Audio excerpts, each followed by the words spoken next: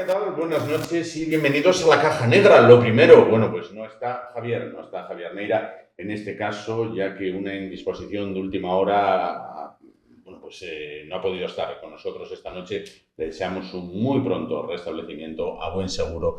Bueno, pues el próximo jueves ya podrá estar capitaneando esta Caja Negra con el tema que sea de rigor en esta semana. ¿Qué tema vamos a tratar hoy? Vamos ahora mismo con él, pero antes vamos a presentarles a nuestros invitados de esta noche, a los cuales agradecemos muchísimo que se hayan desplazado hasta aquí. Comenzamos por este lado con Rodrigo Cepeda, que es periodista. ¿Qué tal? Buenas noches. Buenas noches. Gracias por estar con nosotros. Junto a él, Salustiano García, que es coronel retirado y analista político. ¿Qué tal? Buenas noches. Buenas noches. Gracias por estar con nosotros. Vamos por el otro lado. Ramón Salán, que es empresario. ¿Qué tal? Buenas noches. Buenas noches. Y junto a él, José Luis Magro, como dice Javier Neira, y junto a él los últimos serán los primeros, José Luis Magro, que es catedrático de filosofía. ¿Qué tal? Buenas noches. Buenas noches. Bueno, muchísimas gracias a los cuatro por estar con nosotros. El tema que vamos a tratar hoy, bueno, pues lo circunscribíamos en situación política general nacional, si bien hay dos hechos principales por encima de lo demás de la semana, como es, por ejemplo, la comparecencia del presidente del Gobierno, Pedro Sánchez, hoy en el Senado por espacio de 5 horas. Por primera vez en la historia, un presidente en activo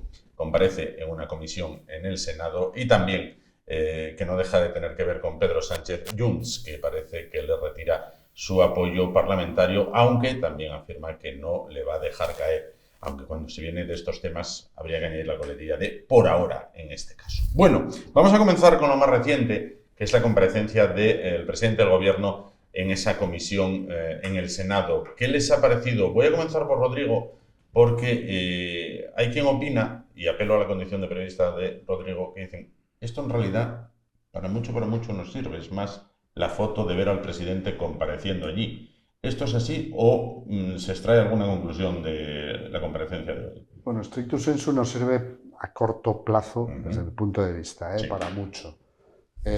Porque si en otras circunstancias, en el pasado, ver a un presidente del Gobierno compareciendo en una comisión de estas características, es decir, sobre la supuesta corrupción en su propio partido y la derivada de su propio gobierno, hubiese sido casi motivo para que el presidente, el compareciente, ya lo hiciese en calidad de ex, porque hubiese dimitido. En este caso ya son tantas las cosas que han ocurrido y que no han movido el tablero político, que desde ese punto de vista poco aporta, ¿no? Desde el punto de vista de la responsabilidad política. Bueno, yo he estado siguiendo un poco la comparecencia y creo que ha sido más ruido que otras cosas. Tengo mis dudas de que los grupos parlamentarios o los representantes políticos que han participado hayan estado un poco a la altura. O sea, ha habido mucho ruido. Tener al presidente es caza mayor. Y yo creo que al final ha podido la política de la imagen más que la política de los hechos, del fondo, de lo que había que preguntarle. A la larga, bueno, el presidente Sánchez ha dicho que él no ha cobrado en metálico más de 1.000 euros nunca. Es decir, que sí ha cobrado en metálico, lo ha declarado. Previa factura por delante, previa entrega de factura, o sea que es todo legal. Aparte de la cuestión ética de que nos estén a todos, ¿no? a todos los ciudadanos nos estén constriñendo cada vez más la posibilidad de pagar en efectivo, y ahora resulta que el Partido Socialista saca 1 millón de euros del banco para pagar en metálico, lo que resulta un poco sorprendente. Cuando menos. Bueno, él ha declarado eso, y si el día de mañana se demuestra que cobró 1.001 euros, habrá cometido, habrá mentido, ¿no? Por lo tanto, y eso tiene consecuencias judiciales, no políticas, que también. Pero bueno, las políticas en España hoy en día son las no consecuencias. Por lo tanto, yo creo que a corto plazo no hay gran cosa. A medio o largo plazo veremos. Salustiano, Ramón, José Luis, ¿qué les ha parecido la comparecencia del presidente del Gobierno en esa comisión, que llegó en algún momento un rifirrafe con el presidente de la comisión, llegó a calificarla de circo? Dijo, bueno, esto es un circo. Bien, ¿qué les ha parecido?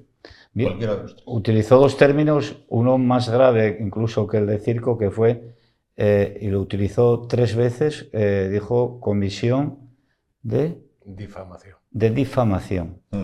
O sea, aplicó a las Cortes Generales, con el poder representativo que tiene una de las cámaras, en este caso la Cámara Alta del Senado, la teatralizó directamente como un espectáculo de difamación, como citaba ahora Rodrigo, utilizando una jerga un poco más política, la caza mayor por ser el presidente del gobierno, quien estaba... Esto es política. En otros sistemas democráticos, quizás un pelín más afinados o pulidos que hay en el mundo, los senadores tienen una independencia y no están sujetos a un mandato, que nosotros sí estamos sujetos a un mandato imperativo. Son los partidos los que controlan la actuación de ellos. Entonces sí que fue un poco caótica las intervenciones, no de unos partidos y otros, sino la atmósfera que se creó, ¿no? Sí. Una atmósfera un poco quizás de barro, ¿no?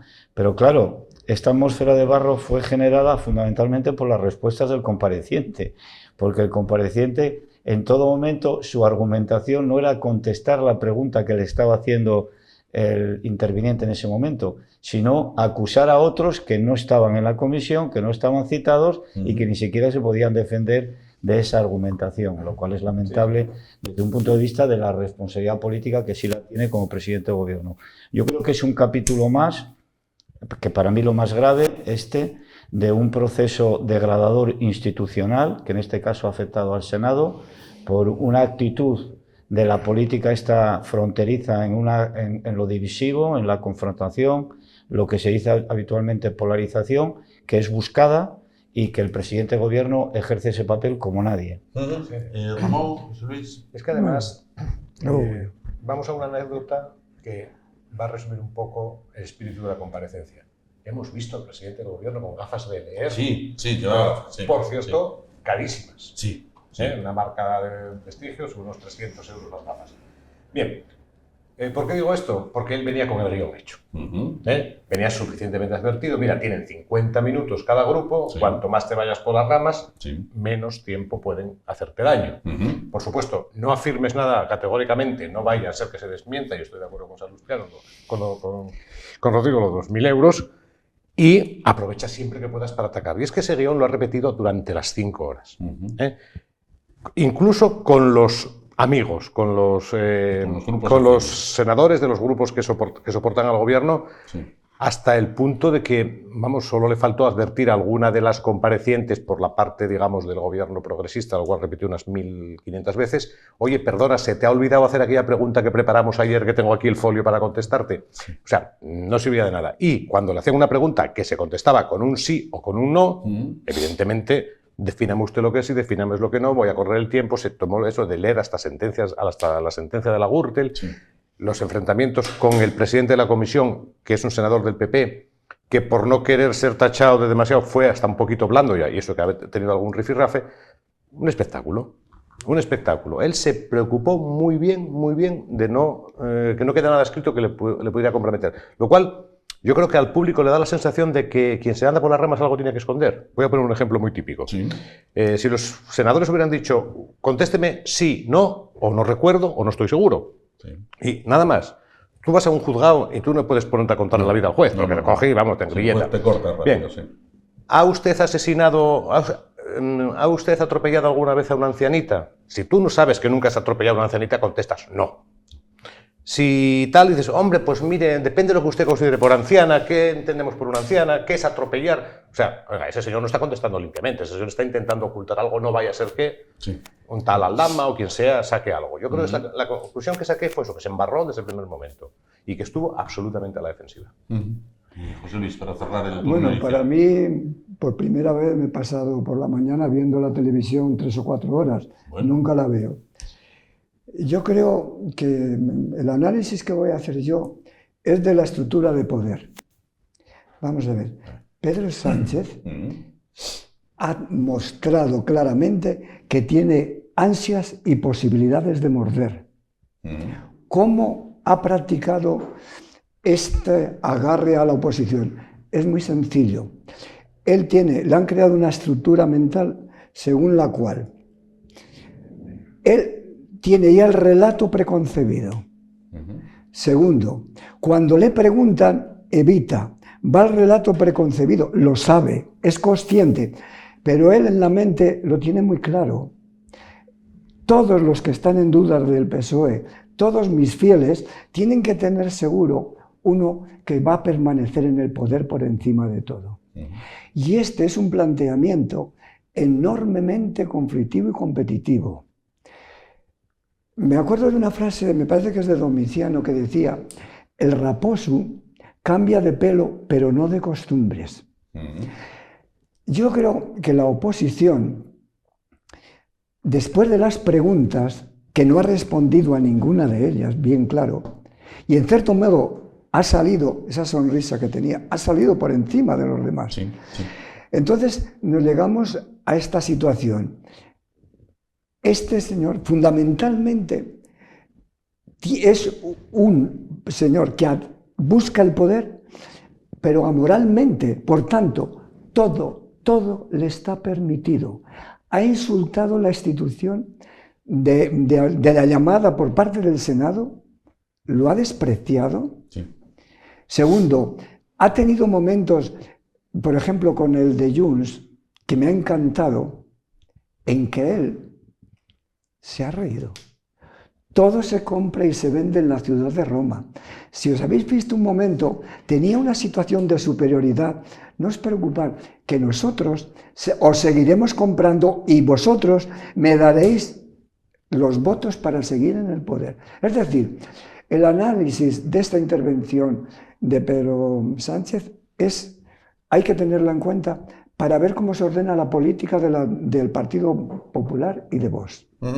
Bien, bueno, conocido el turno inicial, con esa valoración individual de cada uno sobre la comparecencia, voy a pedirles ya que entren en debate. Voy a arrancar por un tema que apuntaba Rodrigo.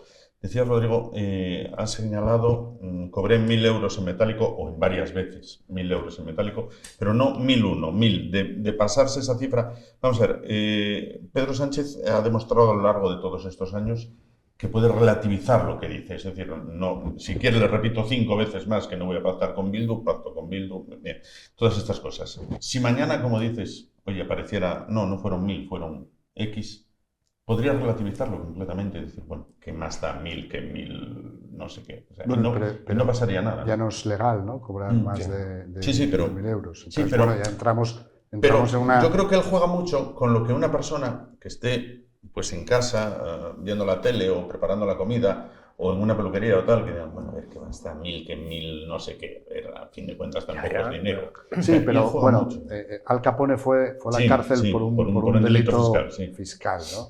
Bien, eso significaría que ha mentido en sede parlamentaria y que es consciente de que mintió. O sea, eso tiene otro alcance, ¿no? Que es el alcance judicial, y ahí ya no es el alcance político. El problema ahora mismo es que no hay nada en la política que permita, por un lado, desalojarlo del poder. Bueno, hay los elementos lógicos, ¿no? De unas elecciones, o una moción de censura, o una moción de confianza que pierdas y decidas marcharte, bueno, en fin.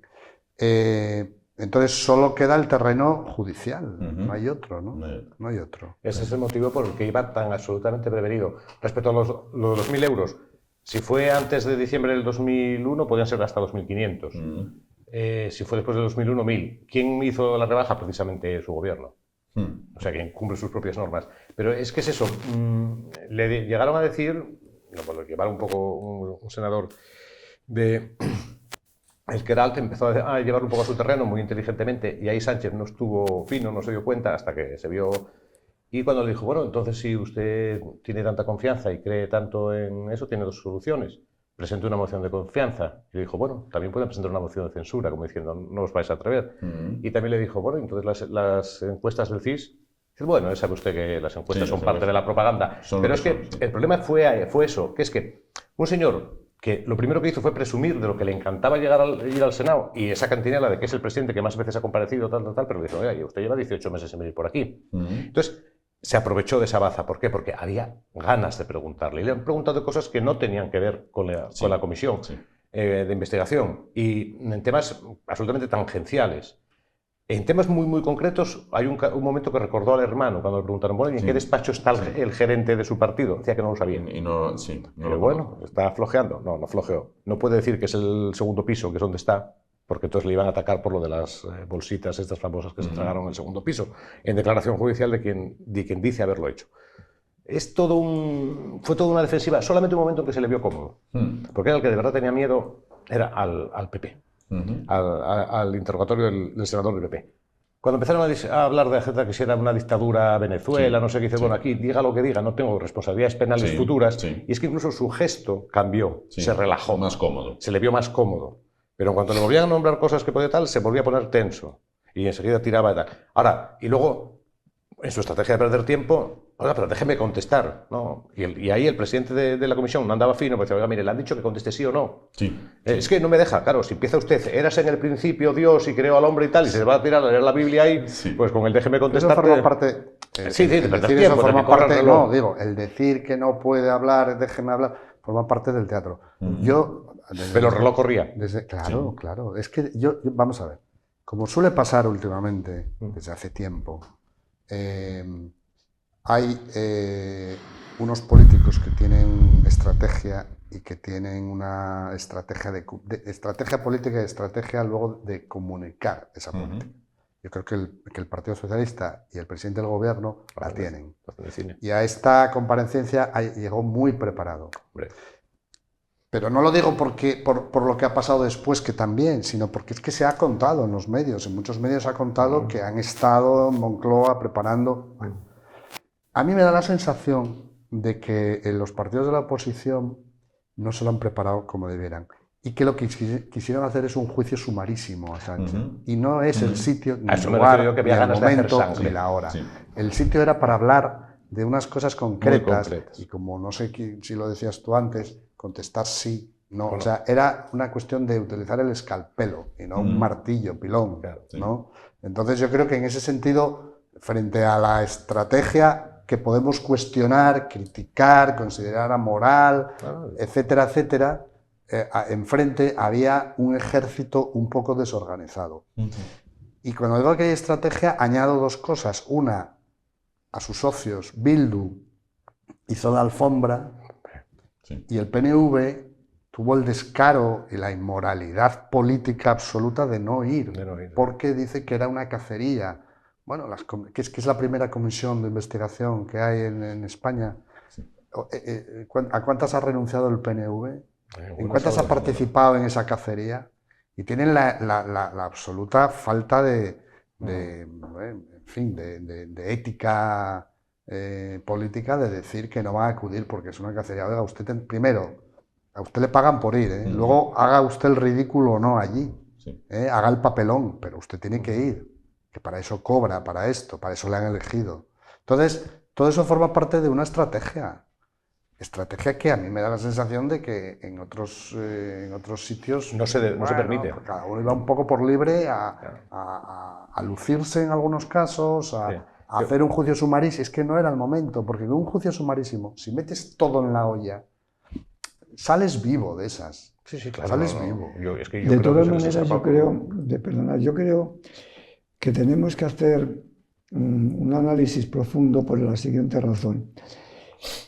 Cierta parte de la sociedad española y de los partidos, a la hora de juzgar, emplean conceptos ético-políticos de valores de libertad. Bien, esto está claro. Segundo, cuando te encuentras con uno que esos valores los vadea y según le convengan, los afirma o los niega, y eso lo sabemos, entonces el enfrentamiento es muy difícil, porque en general ocurre lo siguiente: ¿quién ha dado sensación, a pesar de sus debilidades en los gestos y todo, y quién tenía esa palabra de seguridad? Pedro Sánchez, hay que reconocerlo. Sin embargo, la oposición, que desde el planteamiento tanto ético, legal y jurídico, clarísimamente tenía unos puntos de vista muy claros y además muy bien expuestos, se apagó muchas veces porque instrumentalizó, la situación la instrumentalizó. Muy bien, pero ¿me van a hablar ustedes que tienen corrupción confirmada, etcétera, etcétera. No hubo nadie que le respondiese a esta argumentación, que es muy fácil. Bien, señor. Aceptado. Sí. Si yo digo, si yo soy una persona, digamos una expresión muy fuerte, y digo que los elefantes no vuelan, aunque esté borracho, los elefantes no vuelan. Es decir, tenía que haberle dicho, vale, el PP es lo que sea, pero mire, eso está bajo juicio, ahora usted respóndame.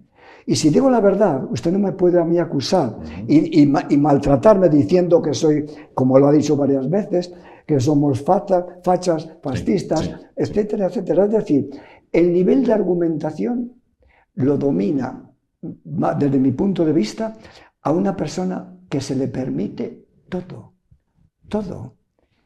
Y pero esto... voy a disentir con el profesor. Para eso está. No disentir, pero sí matizar un poco. Menos mal. Yo no veo excelencia ninguna en su argumentación. Si veo la capacidad que tiene de mantener una estructura de poder sin límite, ¿no? O sea, no tiene líneas rojas. Pero su argumentación durante toda la comparecencia fue absolutamente infantiloide. ¿Por qué fue infantiloide? Porque cada vez que le daban datos concretos de los múltiples que hay en cada uno de los procesos abiertos y por venir, y algunos supuestos que todavía están sin salir a la luz pública en el relato de los medios, él única y exclusivamente argumentaba Madrid, Ayuso, el PP, Génova, que si el dinero negro con el que se hizo Génova, son argumentos de poca profundidad política, porque eso sí que está sujeto a procedimiento judicial, con lo cual él está argumentando en su defensa que otros están procesados judicialmente por la mala praxis dentro de la política, con lo cual está haciendo una autoinculpación de su gestión desde el poder. O sea, ha sido muy poco inteligente. Quizás es el producto que vende más porque es un producto simplista, ¿no? Sí. El y tú más, y entonces a lo mejor los 63.000 militantes que lo mantienen como secretario general del PSOE los convence más, refuerza esa capacidad de liderazgo que tiene interna, pero externamente ha perdido absolutamente cualquier batalla de relato político, de responsabilidad político-pública, porque aquí no es que se hayan traspasado líneas rojas, es que es tal el cúmulo de actuaciones que sí que están sujetas, algunas ya en procesos judiciales de investigación y ahora en procesos más serios ya consolidados, con ilícitos penales ya tipificados por los jueces respectivos, en los cuales hasta un niño que está viendo una novela de una trama, diría, si aquí hay 4 malos y esos 4 malos eran íntimos amigos de un malo mayor y ese malo mayor sigue sin aparecer quién es el malo mayor, coño, pues el número 1, ¿no? Entonces eso no lo ha podido deshacer porque argumentalmente no puede, ¿no? Porque el tsunami que hay de información es brutal. En el Partido Socialista no caigamos en el matiz de los 1.001 euros o 1.500 euros. Es que en 4 años han transferido en metálico casi 1 millón de euros. Eso ya el juez que ha interrogado al que fue Mariano Moreno y a la otra, no me acuerdo los nombres ahora, y al juez ya en el auto que ha dicho, pues ha dejado caer de que el tema va por ahí. Con lo cual ahí estamos en un peldaño más del sistema de la corrupción ya sistémica, es ya financiación irregular de la estructura política que te mantiene y a partir de ahí tendrás que ser tú responsable porque eres secretario general del partido y de los otros casos, presidente del gobierno, ¿no? Pero solo, estando de acuerdo contigo, yo creo que en esa estrategia que yo creo que hay detrás, luego las estrategias a veces funcionan y a veces no, pero que en Moncloa se ha preparado esta comparecencia bien, está claro. Otra cosa es que a nosotros nos parezca que las respuestas, que así lo eran, pero que fueron infantiles, que se iba por las ramas, etc. Es que el argumento siempre fue el mismo. Claro, pero es que yo creo que yo creo que esa es la estrategia. Y la ultraderecha, porque es otro esa es la estrategia. Colorario. Que Sánchez hable de Ayuso cuando quiere criticar al PP tiene dos derivadas. Sí. Una, que le está metiendo el dedo en el ojo a Feijóo porque pone a Ayuso de líder frente a él. Y dos, que es que da igual que te metas con Ayuso. Las posiciones en Madrid son las que son, no se van a mover. En estos momentos incluso el posible candidato a la comunidad, Óscar López, todavía tendría peores resultados. Es decir, es a beneficio de inventario. Pero creo que esa actitud que podemos calificar de infantil, de vana, de vacía, lo que queramos, autoinculpatoria. Es mismo. estratégica porque Sánchez tiene una ventaja sobre todos los demás, y es que tiene el poder. Y mientras detente el poder, tú pues, puedes decir tonterías, puedes decir sinsorgadas, pero es que tienes el poder, y el otro es el que tiene que tratar de descabalgarte del poder. Y es que aparte de eso hay otro problema. Este señor no está nada acostumbrado a que lo interrumpan. Todos sabemos que se pone a hablar y tal. Y claro, hubo momentos a los que el propio presidente de la comisión le tuvo que, incluso levantando la voz, porque le estaba llamando, oiga, perdone, señor Sánchez, y él seguía leyendo lo que tenía que leer y o sea, no hacía caso. Pero es que aparte hay otro problema, que es que cuando le hicieron un poco de sangre con el tema del hermano, con toda la desfachatez del mundo, 5 minutos después de a preguntas de la que fuera, decía, pues ya que me saca el tema, pues no como otros hermanos, imagínense qué tal. O sea, sacó el tema del hermano de Ayuso, de tal, que lo llamó incluso Alberto Quirón, y acto seguido se queja, dirigiéndose al presidente de la comisión, oiga, pero el objeto de esta comisión es hablar de mi hermano. Y entonces el del PP, que la verdad, para mí se les fue crudo, estuvo muy flojito el señor, tanta fama que tenía el Álvaro, te habría dicho, oiga, si nos acaba usted de hablar de verdad de otra persona que ni siquiera... O sea, es que era la contradicción, no es la contradicción, es siempre arrimando para él, o sea, desfachatez absoluta. Pero eso, quiero decir... Ya, es parte del oficio de ser político, tanto preguntar cosas que no venían al caso, bueno... pero quejarse de que te pregunten a ti cuando tú acabas de usar el mismo argumento para... En este tipo de comparecencias siempre se mete de todo, ¿no? Pero bueno, si empezamos a sacar cosas de todo lo que hay, que es tanto, que al final la gente acaba, no abarcas, ¿no? Por un lado. Y si por otro lado contestas lo primero que... O sea, derivas, ¿no? Y dices, bueno, yo contesto, da igual lo que me preguntes porque voy a contestar esto. O sea, claro, ¿vale? Y además podrías barajar las preguntas y yo barajar las respuestas y contestaría, daría igual, ¿no? En el fondo, todo eso es el teatro político. Y lo importante era que, respecto a lo importante de la comisión, le hubiesen preguntado muy concretamente cuestiones que le puedan implicar política o incluso judicialmente. Las dos únicas veces que el presidente se puso al principio en su tal y le llamó y le explicó, le llegó incluso a decir, oiga, perdone, ¿qué parte no ha entendido usted de lo que acabo de decir? Fue cuando él sacó en la contestación de las entrañas y dijo, esto es un circo. Sí. Porque ahí se vio, dice, hostia, si este presidente de la comisión, que no deja de ser al fin y al cabo del PP, me va a atornillar así las 3 horas o 4 que me quedan, esto voy mal. Y es cuando él se revolvió. Pero luego, no sé por qué, el presidente de la comisión se ablandó bastante, fue bastante condescendiente en el sentido de que, de hecho, más de una vez le dijo al senador interrogante, deje que termine el presidente. Y claro, el presidente cuando le dicen eso lo que hace es pasar 4 páginas para atrás y empezar desde el principio para seguir gastando tiempo. Era muy... si hubieran sido más rígidos. Sí, más rígidos. Pero mira, dentro de esta perspectiva que estamos estudiando, si miramos lo que ha ocurrido, él llevaba un relato bien documentado, bien preparado. Bien. Ese relato resulta que cuando le hacen una pregunta, por principio no responde a la pregunta y te cuela la morcilla del relato. Y está 2, 3 minutos hasta que vuelve de nuevo. Fijaos bien la técnica. La técnica es fabulosa. Los fieles creyentes, los socialistas que están en duda y muchos más, cuando va dando el relato, uno machaca, no se aporta inmediatamente otro relato breve pero conciso de que no es así lo que está diciendo, no lo ha habido. Y esto lógicamente genera el gran problema que yo veo. Lo de Pedro Sánchez es muy difícil, es un crack. Clarísimamente. Y se atiene perfectamente al concepto del poder del líder, vamos a llamarlo entre comillas, de Maquiavelo. Todo le está permitido. Fijaos bien, Le importa un comino la mentira, le importa un comino que le digan lo que ha robado, le importa un comino que haya ido en el mismo coche, que se lo preguntaron, ¿verdad? Sí. Que quedó, pero vamos a ver, un año me parece, en el mismo coche, pero usted nos trata de imbéciles y de inhumanos. Cuando vas una vez, 2, 3, 4, 5 veces, hablas de todo, y él no estaba enterado de nada.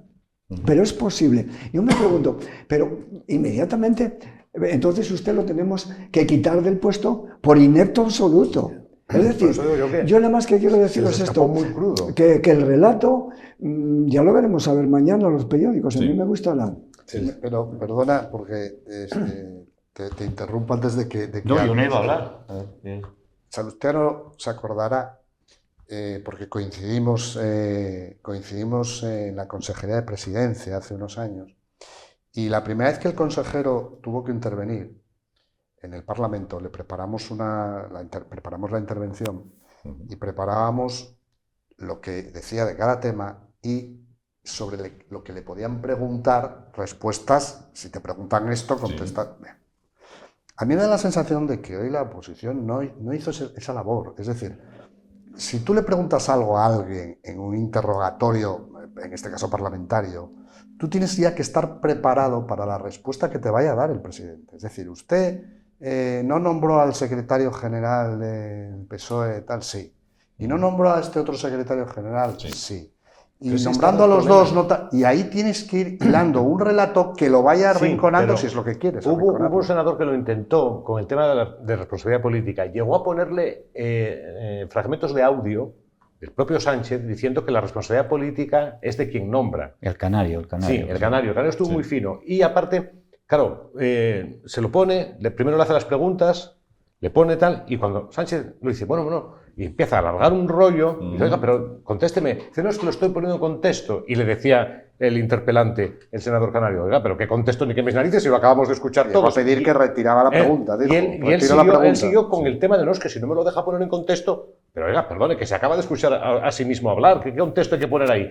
Y lo que decías tú de sí, no, porque el del PP que ya venía, claro, evidentemente fue el último en intervenir, sabía ya de qué pie cojeaba el asunto, con el sí o no y tal, no, tal. Él no, le daba igual, vale, contestado, siguiente pregunta. Y él no, seguía con lo suyo. ¿Por qué? Porque había que embarrarlo todo, había que perder tiempo, había que embarullarlo. A ese momento jugaba a favor de obra. ¿Por qué? Porque, como bien decía José Luis, las normas de esas comisiones de investigación no son rígidas.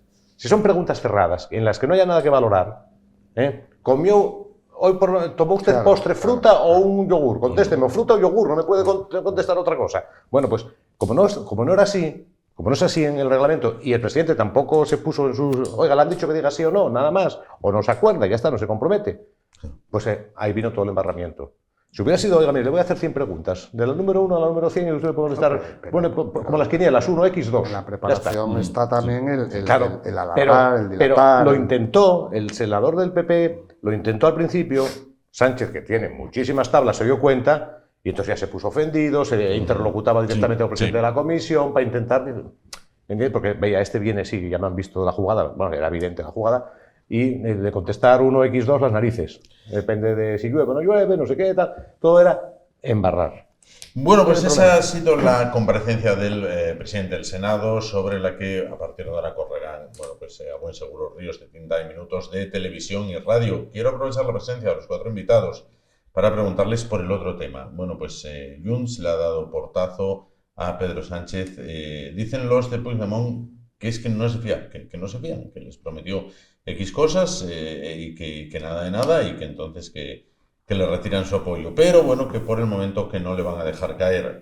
Vamos a ver, ¿se trata de un punto de no retorno, les pregunto, o vamos a una nueva subasta? ¿Cuánto quieres ahora? Por tus 7 votos, vamos a volver a ver cuánto ponemos encima de la mesa. Yo creo, no, por intentar, antes de entrar directamente a la parte más de análisis político de la posición del partido Junts, yo diría que ahora mismo la democracia española, el sistema democrático, está no tambaleándose, sí, pero está en un claro proceso de degradación por la actuación del poder desde desde la actividad política pura y dura que ejerce el actual presidente de gobierno, en ese sistema estamos, por lo tanto, el apoyo o no apoyo aritmético a nivel legislativo, por el legislativo, Congreso, yo creo que es una asignatura que tiene superada en este corto medio plazo de lo que queda de aquí a finalizar la legislatura. Por lo tanto, esto de Junts, para mí, es una escenificación lógica por parte de Junts, que tiene un problema a nivel territorial de su comunidad autónoma, con el crecimiento de otras fuerzas políticas, y que en el discurso van a tener, digamos, una aceptación o un incremento de voto bastante importante, y la posición en la que pueden quedar puede ser dudosa en cuanto a manejar el relato. Ahí sí que hay relato.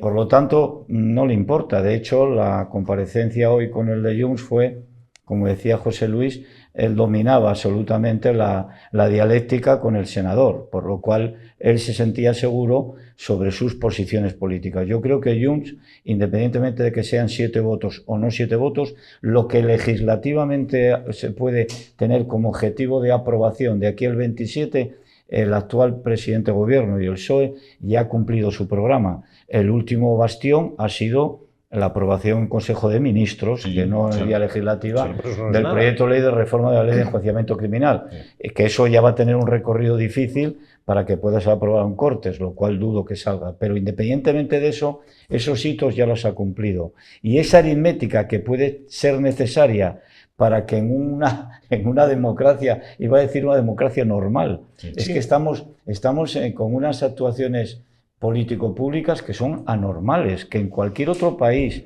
medianamente digno, con un sistema educativo, hubiera caído ya. Y antes aquí también. Sí, antes aquí también, hasta que llegó este señor.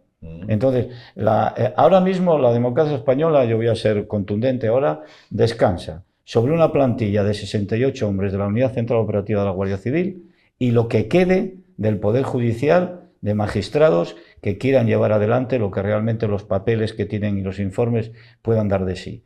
A partir de ahí, el sistema de contrapesos está absolutamente deteriorado en España. Y eso la población sigue, no se da cuenta.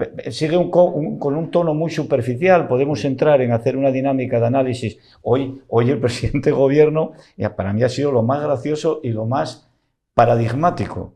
Hubo un momento en que un senador, no recuerdo cuál, de los que le interpelaba, sacó el tema de la prostitución.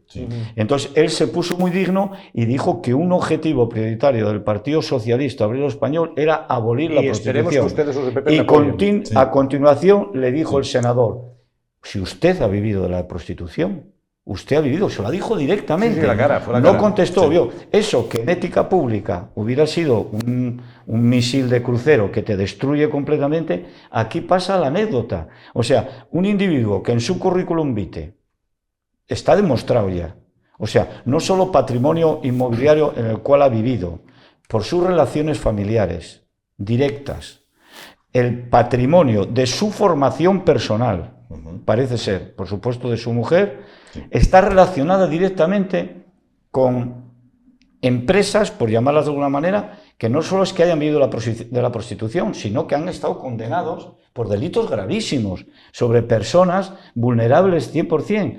Y este individuo le sale gratis, pero ¿cómo es posible que le salga gratis en una sociedad mínimamente formada? O sea, esto tenía que ser para que cualquiera de los 63.000 compañeros que le apoyan como líder máximo porque su red clientelar la mantiene, tengan ya que ese límite ético le empieza a resbalar, pero no le resbala porque la gente hay otro problema. Pasa a hablar del Madrid-Barcelona al medio segundo siguiente. Hay otro problema. Y esto queda en la anécdota de mira cómo se ha defendido o dejado de defenderse. No, es un tema muy grave para mí. El común, de ética el pública. ciudadano común no es consciente, por ejemplo, del tema de los presupuestos. Como ya llevamos 2 ejercicios y vamos camino del tercero. Sí, el tercero ya. Vamos camino del tercero porque evidentemente este año tampoco va a haber presupuestos y estamos con los presupuestos del año 23. Yo voy a poner un ejemplo. Cosa que ningún sistema democrático de los del entorno hubiera pasado del primer año. Primero, evidentemente. Es que esto hay que decirlo. Pero bueno, o sea, que estamos empezando a ser una excepción europea. Si tenemos a la tercera autoridad del Estado, que es la señora Armengol, que está haciendo lo que está haciendo, que es las leyes que sé que no voy a sacar adelante y voy a tal, las guardo en un cajón y amplío sine die los sucesivos plazos de enmiendas para que no se siga adelante en el Congreso. Pero bueno, voy a poner un ejemplo muy típico y que tiene que ver, que al final lo vamos a sufrir todos los ciudadanos. El hecho de que no haya presupuestos, independientemente de otras cosas, es que en los presupuestos del Estado se ponen unos baremos de costes para obras públicas. ¿Ven? Hasta ahí estamos, hay que pagarlo por ahí. Estamos por los años 23, todos sabemos la inflación, cómo ha subido. Sí. Vale, hay que arreglar un tejado. Y claro, presentan la licitación con los precios del año 23. Las empresas que son serias se presentan y dicen, yo a estos precios no puedo hacer esta obra. Sí. Con lo cual la obra queda desierta. ¿Quién paga las goteras? ¿El presidente del gobierno? No. No. El usuario de ese centro donde hay goteras, el usuario de esa acera, de esa carretera que está sin mantener, porque las empresas con los precios del año 23, al no haber presupuestos, no puede ir para por lo menos no perder dinero. Es que eso es un detalle muy del día a día. Es una cuestión ya de decencia política, eso ya incluso personal. No, en lo político yo no tiene vergüenza. Animaría a ver un documental que hay en una plataforma, no sé si se puede decir, sí, ¿no? Por supuesto. En Movistar. Hay un documental que se llama La última llamada, que es sobre los 4 presidentes del gobierno que ha habido hasta ahora vivos, no incluye a Pedro Sánchez, bueno, sobre la idea de que al final el presidente del gobierno es el que tiene la última llamada y la última decisión. Vale. Hay un capítulo, en el capítulo de Rajoy, cuando se habla de la negociación de los presupuestos previa a la moción de censura, bueno, pues hablaban de que estaba muy complicada la cosa, que parecía que no iba a salir, que estaba tal, y sale Rajoy hablando y diciendo, bueno, es que si no hubiésemos sacado estos, era importantísimo aprobar esto, porque digamos que ya encarrilábamos la legislatura y además yo hubiese dimitido. Con Felipe González pasó algo parecido y de hecho Felipe González cuando vio que no tenía en el 96, que no tenía apoyo parlamentario, que podía haber seguido, pero no tenía sustancia ya, lo que tal, pues dimite también, ¿no? Entonces, bueno, hablamos... Rajoy podía haber convocado elecciones. Claro, bueno, pero te quiero decir que... Claro, es que la gente se olvida de eso. Él dice que hubiera dimitido, convocado elecciones... convocar elecciones. Bien, pero quiero decir que podemos luego, al margen ya de las trayectorias políticas de cada uno, yo creo que está la decencia política y las normas políticas que aquí... Pues... Pero un momento, un inciso muy rápido. Pero Rodrigo y los otros 3 invitados, José Luis, Ramón y Salustiano, ¿por qué a los demás presidentes, como bien decías, no se les permitió nunca hacer eso, o a ellos no les dio el cuerpo hacer eso? ¿Y por qué Pedro Sánchez parece que, bueno, pues lo hace y... Es como cuando tienes un compañero del trabajo, yo lo comparo mucho, cuando tienes un compañero del trabajo que hace una cosa de una manera no correcta y la respuesta es, bueno, es que él es así.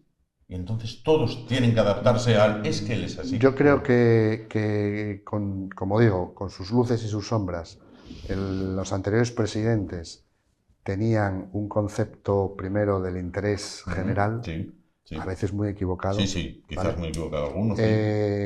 Tenían la idea de que se debían de alguna forma a un partido político, que había un partido detrás. Yo creo que Pedro Sánchez es una persona que esas dos cuestiones, lo ha demostrado, yo no pensaba esto antes de, sino ahora, que a él el partido le da igual, pues lo tiene maniatado y el partido no responde. Que el interés general, él ha cambiado de posición radical, o sea, ha hecho 180 grados muchas veces. Y que después tiene un pasado de una clara amoralidad. O sea, es una persona sin ningún tipo de moral, es un amoral. Entonces, bueno, lo que a otras personas les frena, a él yo creo que es tener el poder y punto. Dice Pérez Reverte que el presidente del gobierno ha calado a los españoles perfectamente y que los ha calado desde hace mucho tiempo y que sabe perfectamente hasta dónde pueden aguantar y hasta dónde no. Yo voy a analizar. Me alegro que has tocado el tema económico. Es un problema que es auténticamente... Esto es lo que va interesándole al ciudadano. Los funcionarios están pidiendo subidas de sueldos, cómo van los pisos, cómo va el coste de la vida, cómo va el poder yo educar a mis hijos en condiciones, con una ley que verdaderamente los eduque, etcétera, etcétera. Pero yo voy a profundizar un poquito el tema de la economía.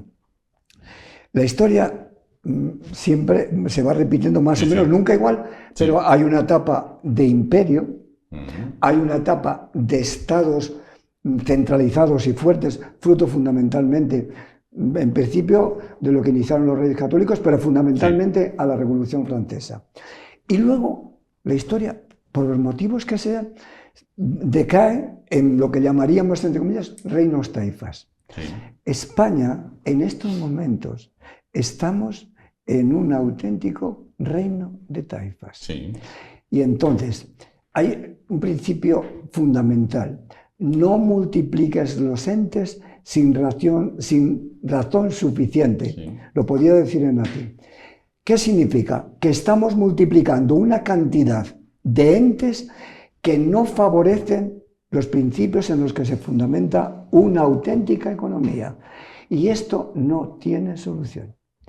Pedro Sánchez va a seguir en el gobierno porque los reinos taifas le van a dar el voto y punto. Bueno, sí, la famosa red clientelar que hace tiempo que está inventada hace mucho tiempo. Y tiene que venir, hay que venir. Hay un factor exterior, viendo un poco, por salir del contexto puramente familiar o español o de análisis puramente local, del presidente de gobierno que tenemos, que está ahí y va a seguir en esta dinámica porque es per se, él funciona así y lo sabe manejar porque tiene esa capacidad de manejarse bien en este barro, ¿no?, de la política, independientemente de las consecuencias. Yo hago un análisis un poco más, a lo mejor quizá un poco más teórico, pero yo creo que es bastante práctico a la vez, que es el globalismo. Pedro Sánchez, con su dirección de gobierno en España, es un actor muy servil del globalismo. O sea, quiero decir, las políticas que se implementan en España, partiendo de los pactos de Europa, que son clarísimos, el que menos problemas da es Pedro Sánchez, sí, porque es absolutamente siguana a todas las políticas en todos los aspectos, ¿no?, del cambio climático, el género, las cuestiones de la inmigración, la inmigración que va a ser el tema estrella a partir de ahora en la política a nivel mundial. Y en Europa no te quiero ni contar, que es la que lo tiene peor de manejar, por donde se ha dejado crecer el asunto. Pero Sánchez es un gran instrumento para eso. Y ya no solo en la sintonía que pueda tener con los regímenes absolutamente ausentes de cualquier carácter democrático del cono americano y demás, sino porque está haciendo ya directamente contacto con China, sí, está funcionando absolutamente en esa dinámica. Y a la vez en Europa se maneja bien porque es un actor muy disciplinado. Entonces, esto se traduce inmediatamente en España de una forma directa, y la economía, que es la que paga, digamos, las consecuencias, no ahora, a lo mejor no se puedan ver, que ya se ven, porque el último índice de tasas de pobreza, no sé si lo has visto, salió esta semana. Es tremendo, es tremendo la situación, vamos con una degradación absoluta, pero la inflación, todo lo que influye en el día a día de las personas. Yendo a ese análisis más geopolítico, es un actor muy disciplinado y muy consecuente con el globalismo en cuanto a la imposición desde fuera de las naciones, desde fuera de las soberanías nacionales, de unas directrices políticas concretas, que en España se están aplicando de una forma muy directa.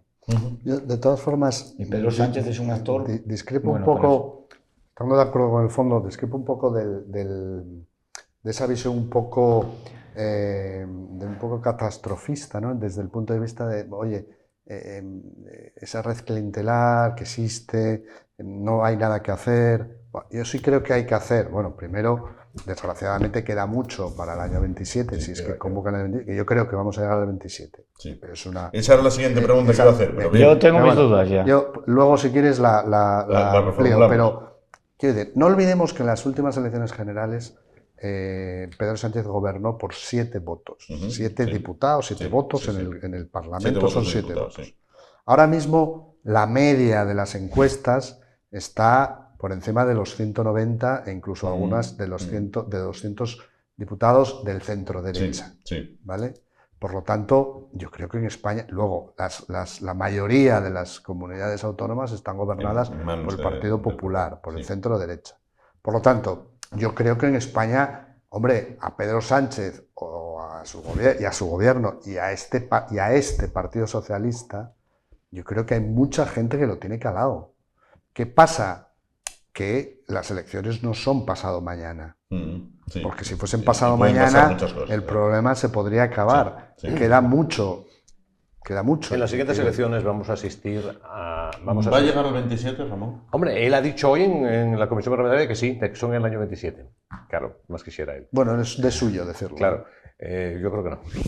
Yo creo que no, pero... Rodrigo cree que sí, Ramón que no. Yo creo que no, por el mero devenir de los acontecimientos. Sí. Falta por saber esa información. Esperemos que llegará el momento que ni siquiera él pueda... Pero no porque él quiera, ¿eh? Él no va a convocar una rueda de prensa un lunes a las 9 de la mañana para decir que se va. Eso, olvidaros. Eso va a ser que le van a presentar una moción de censura instrumental, seguramente, porque él ya dijo hoy que las mociones de censura son constructivas, que eso de las mociones instrumentales le tiene miedo a eso, le tiene miedo a poner a un candidato tipo el Tamames, esa patochada que se hizo lo de Vox, con el único objetivo de convocar elecciones a la semana siguiente. Es al único que le tiene miedo también. Por mí, Ramón, yo creo que estoy seguro que va a llegar al 27. No, si por eso, por y fuera, hay algo, por fuera, hay sí. una razón, Y mientras tanto, el país que le dé. clarísima. Él sabe que únicamente desde el poder se consigue implantar Pero si lo ha dicho esa claramente.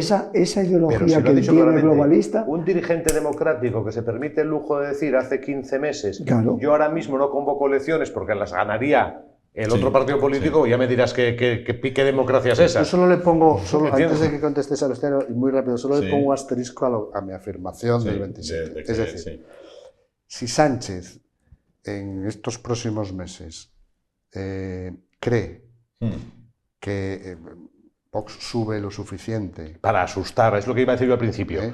para tener bastante Claro. poder de influencia en un futuro gobierno, podría convocar elecciones para que ese gobierno que saliese de un pacto, acuerdo, como queramos llamarlo, Te estás saltando un paso. se cociesen en su propia salsa. Ese es el segundo paso, te estás saltando el Entonces, primero. yo creo que Pedro Sánchez Está podría forzar eso, podría incluso forzarlo para no ganar las elecciones y que hubiese un gobierno PP-Vox o PP apoyado por Vox de la forma que fuera, y él volviese después, primero que eso, cuando se deteriorase la situación. Primero que eso, que era lo que iba a decir al principio, vamos a ver la versión XXL de lo que pasó en el año 23, que es el miedo que viene de la ultraderecha. Por eso le interesa mucho que Vox crezca, por eso que suba, Tezanos en todas las, iba a decir encuestas, no, perdón, elementos de propaganda, que lo ha dicho hoy el presidente del gobierno, que hace, sobrepondera a Vox para que cree el imaginario de cuidado, sí, este es un inútil, es un desgraciado, es un amoral, es lo que sea, nos han mentido, todos los defectos que tenga, pero siempre será mejor él, con todos sus defectos, que lo que nos están diciendo que viene la super ultraderecha. Si convocas y ganas, pues genial. No, por eso si le no interesa, ganas, o sea, lo primero vamos a asistir a un escenario en el que se va a magnificar el miedo de Vox, que se está haciendo ya para que Vox va a crecer mucho, intentar tal, por ver si me funciona. Y evidentemente, si no le funciona, si las encuestas al final le hacen, sí, lo que acabas de decir tú es lo que va a pasar. Lo tengo ahí puesto que se cocine en su propia salsa y le voy a dar. Voy con José Luis ¿Sabes el y problema? vuelvo a Salustiano. ¿Sabes el problema que hay? Para mí es el siguiente. ¿Puede ganar la derecha? Vamos a ver, los partidos constitucionalistas, sí. El problema está en lo que va a hacer el PP al día después. Porque pues ya iríamos a política ficción. El tema es de una importancia suma. Tiene que romper los fundamentos y los valores antidemocráticos y cosmopolitas de esta cosmovisión dogmática que tiene Pedro Sánchez. Tiene que desmontarlo en los primeros meses. La pregunta que me hago yo, pero además con toda sinceridad, ese gobierno que salga tendrá el atrevimiento, el sapere aude clásico, tener el atrevimiento de pensar por vosotros mismos y lanzaros a eliminar lo que han sembrado este gobierno. Si no se atreve, pasará lo que yo digo, que es que Sánchez volverá o querrá volver. Y apelando a esa política ficción, y voy con Salustiano, perdón, a esa política ficción que le decía a José Luis, y esto es una opinión personal, yo creo que jamás gobernarían juntos el PP y Vox. Jamás. habría tal campaña mediática de prensa, radio, televisión, opinadores, opinólogos, filósofos, hasta cantantes, todo lo que hubiera falta para que no, esto hay que llevarlo según el modelo europeo, esto hay que ir según el modelo alemán, y a cambio de que Pedro Sánchez se vaya al PSOE, que gobierne el PP con el PSOE. Un gran pacto. Con la polarización que hay ahora mismo no hace falta una generación más. Yo creo que eso no. Hace falta Yo creo que eso no es viable. Es así. Y si ahora me tuviera que jugar lo que tengo encima, me lo jugaría entero. No os olvidéis que cuando ganó Aznar hubo una, no la polarización actual, que es brutal, pero hubo una campaña muy seria. Mal compañero de gobierno. Toca mucho los. Bueno, pero si no hace falta ser que estén los dos en el gobierno. Eso por un lado, puedes permitir que gobierne. Es decir, si el Partido Popular tiene, voy a decir una cifra que puede ser esta o parecida, 170, 160 diputados. Podrías dejar que deberías de dejar que gobernase con condiciones, pero que gobernase sin tener a un ministro de X partido, el que fuera, al lado. Deberías. Y más digo, habría un gobierno de coalición PP-PSOE, donde el PP haría políticas propias del PSOE, con ministros del PSOE, y acabaría gobernando el PSOE. No, yo eso no creo. Sí. Mira, sed contra. Oye, déjame intervenir, voy a intervenir yo. Bueno, vale. Que tenía el turno. Sobre los dos temas anteriores. Es que primero, voy a ser contra un momento con Juan. Sí. Mira, nada más enseguida. Fíjate tú, cómo se ha comportado la izquierda y fundamentalmente Pedro Sánchez a la hora de formar gobierno. Con aquellos que ni borracho pactaría, pacta. Es decir, toda la izquierda lo tiene muy claro, muy claro. Nosotros pactamos para que no gobierne la derecha. Si Vox o el PP hiciesen semejante disparate, no merece la pena que gobiernen. Muy claro, ¿eh? Si tenemos salud, llegaremos allá y lo veremos.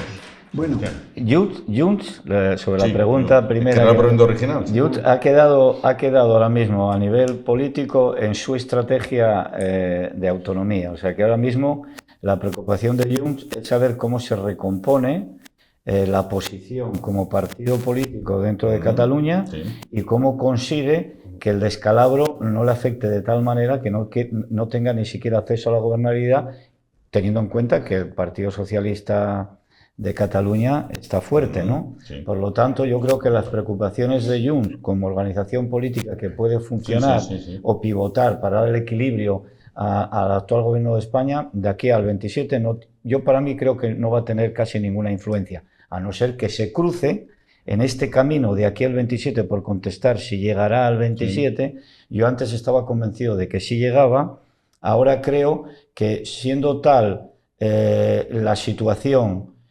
periódica, cada mes, mes y medio, 4 semanas o menos, de informes de la Guardia Civil, de la Unidad Central Operativa, de autos de juzgados que puedan ya de una forma directa una financiación establecer una acción y llegar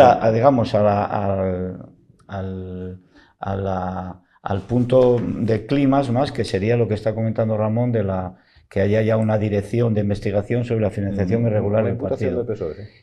Sobre el imaginario que dice José Luis, eso es pura aritmética parlamentaria. O sea, vamos a ver, en la democracia, la capacidad de gobierno que tiene alguien que gana las elecciones, supongamos que las gana el PP, supongamos, el hecho de la gobernabilidad posterior va a depender fundamentalmente de ese equilibrio de aritmética. No es lo mismo un partido dentro de su órbita de posible gobierno de coalición con 37 diputados, con 31 que con 67. Claro. Cambia todo. Claro. Entonces, haciendo un análisis de optimismo sociológico para que a España le vaya lo mejor posible, que la incapacidad crónica que tiene lo que representa el Partido Popular de confrontar con la izquierda proyectos políticos, pasemos ya de una vez esa asignatura. O sea, que dentro de la órbita sociológica que pueda representar, no me gusta hablar del espectro político de derecha e izquierda, pero vamos a decirlo, desde la derecha, sea capaz de perder, porque la sociedad española lo ha perdido. Los complejos. Lo ha perdido. O sea, Madrid es un ejemplo. La última Madrid es un ejemplo clarísimo porque hay un liderazgo que confronta. Sí. Entonces, y confronta sin complejos. Pero independientemente de eso, que en Madrid lo he perdido, los liderazgos valen para un ratito, ¿eh?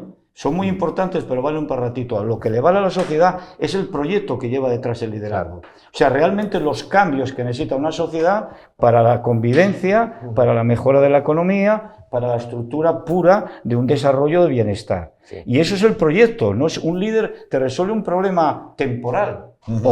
Llevar un proyecto bueno con un líder bueno es maravilloso, pero eso es jugar un poco a la adivinación. Y aparte, por lo tanto, yo creo que lo bueno, por optimista, es que sí hay una representación política ahora en España de una parte de la sociedad, por cierto, bastante joven, hay que tener en cuenta y hay que detectar eso, y eso ya es una eclosión. Por eso se frenó lo de dar el voto a los de 16 años. Claro, entonces esa representación dependerá de esa aritmética. Lo que comentas tú de un posible pacto PP PSOE, eso se está escenificando de una forma crónica en Europa. O sea, en Europa ahora mismo prácticamente el 90% de las políticas está funcionando. Bendeciría, por lo tanto, tienen unos avales de padrinazgo, ¿no? Pero aquí están las secuelas de Pedro Sánchez, que confiemos que eso se dé. De Zapatero. Hombre, evidentemente. Eso lo empezó Zapatero. Hay una variable más estrictamente política que yo creo que podría influir mucho, a lo mejor nada o a lo mejor mucho, que es que hay 4 elecciones autonómicas pendientes de aquí al 27. Vamos a ponernos en el 27. O sea, Extremadura, que es ahora, Aragón, que está ahí dudando, Castilla y León y Andalucía. Castilla y León, claro, si el Partido Popular tuviese alguna estrategia alguna vez, establecería una concatenación de... Oiga, claro, para eso tienes que ganar y gobernar. Pero he ganado Extremadura, gobierno, el PSOE, machacas al PSOE, ahora vamos a por los... O sea que aquí van tenemos a Valencia, que todavía no han echado a Amazon. Voy al tema de Extremadura y nos queda muy poquito tiempo. El Partido Popular empezó a perder las elecciones generales anteriores en Extremadura, con aquellos devaneos de la señora Guardiola, de si con Vox sí, con Vox no, con Vox esto, con Vox lo otro. Pactar luego a los 5 minutos, como ocurrió, por cierto. Para acabar, teniendo que plegarse. Más que Extremadura, empezó en Valencia que tardó 5 minutos. Eso es la persona que todavía no han conseguido echar, que esa es otra. ¿no? Esa es otra. Y quería utilizar los últimos minutos de programa para preguntarle, se ha cumplido un año de la tragedia de la Dana, con los cerca de 300 muertos que ocasionó. Perdón, aquella desgracia. Asistíamos ayer, veíamos las imágenes del acto de Estado que hubo con el pueblo verdaderamente, o algunas personas verdaderamente enfadadas. Lo que les pregunto es lo siguiente. Si la Dana volviese, ojalá que no, un año después, ¿algo cambiaría? ¿Se ha hecho algo para evitar lo que se podía haber evitado con obras anteriores durante años, o no se ha hecho absolutamente nada? Vamos a ver, lo del funeral en sí es lo que se llama la instrumentalización de la muerte para tú conseguir los objetivos políticos que pretendes. Es impresentable. Yo este tema lo tengo muy claro por la cultura occidental. Que lean Antígona. Que la lean. Es que el tema es muy... Vamos a ver, es que el tema... ¿Qué página del Marca sabe lo de Antígona? Es lo primero que me preguntaría. Pero vamos a ver el tema. Vamos a ver, dicho esto, está clara mi respuesta. Un funeral que se utiliza clarísimamente para explotar los sentimientos y no para dar soluciones, que es lo primero que tenían que haber hecho, ahora se ocurre... Te respondo claramente. Sucedería exactamente igual. Yo respecto al tema de verdad, vamos a ver. Todo eso, la instrumentalización política que se está haciendo y en la figura de Mazón por toda la parte izquierda y tal, y que encima está tapando, pues que, oye, ¿dónde dices que está lloviendo? Porque el señor presidente estaba en la India. Valencia, coño, ¿quién gobierna en Valencia? Vamos despacín, la tiene el PP. El señor Mazón no tiene culpa de los 200 y pico de muertos. porque no tiene culpa de que haya llovido. Y los iba a ver, si estuviera Una Mazón, hora antes o una hora estuviera Mazón, o estuviera quien sea, estuviera comiendo, estuviera en su casa, o estuviera de viaje. Sí. Porque, ahora, el hecho de el error de hace un año de no dejarle que dimitiera ha impedido focalizar el problema bien. El problema es, vamos a ver de quién fue culpa, porque evidentemente Mazón no es Superman para parar las aguas, se avisó correctamente o no, había un dispositivo preparado, hay unas obras que estaban presupuestadas que se han paralizado, veremos si es verdad o es mentira. ¿Qué pasa? Se ha conseguido, con ese empecinamiento del PP, de no decirle a Mazón, mira, lo siento mucho, chico, te tienes que comer el marrón, sabemos que no tienes culpa, ya te nombraremos senador o lo que sea, no te preocupes. Y hubiera puesto el foco de verdad en lo que toca. Claro, le han puesto la perita en dulce a toda la izquierda valenciana, que encima estaban recién expulsados del poder, y Mazón, instrumentado con todas las asociaciones de víctimas, lo cual es muy normal porque han perdido los bienes, el que menos ha perdido bienes, mucha gente ha perdido vidas. Entonces, entre que ya saben mover bien la calle, más que había mimbres, y todo es Mazón, pero no se saben las causas reales que han sido. Porque claro, la jueza encima de Catarroja, este informe de la UCO, como no me gusta, no me vale. Otro informe de la UCO segundo que dice, que además están las grabaciones que le dijeron a la Generalitat, a quien estuviera en el famoso CECOPI, no, mira, la tormenta se va para Cáceres, coño, se va para Cáceres, menos mal, libramos. No, pues al final no fue para Cáceres y pasó lo que pasó. O en tal barranco no había los captadores, tal. Toda esa serie de cosas no se están investigando porque el foco es Mazón. Y la culpa de que el foco sea Mazón tiene el PP, por no haber dicho, vamos a comernos el sapo, o sea, lo malo de golpe. Un año después seguimos en Mazón y si mañana, por desgracia, vuelve a llover, volverá a pasar lo mismo. Esté Mazón o esté quien sea, eso está claro porque no está preparado el asunto. Sebastián, ¿volvería a pasar lo mismo? Sí, la pregunta, yo creo que sí. Quizás a lo mejor no con la contundencia en los plazos de reacción, puesto que lo tenemos muy reciente y habría mayor atención, pero en cuanto a que puede volver a ocurrir, evidentemente. Antes lo llamaban gota fría, ahora se ponen nombres raritos porque esta estructura del tema de la apoteosis climática le da por inventarse cosas como si fueran nuevas. O sea, lo que se llama depresión atmosférica era la gota fría, que yo viví en Valencia y en 24 horas estábamos 10.000 soldados en zona. 24 horas.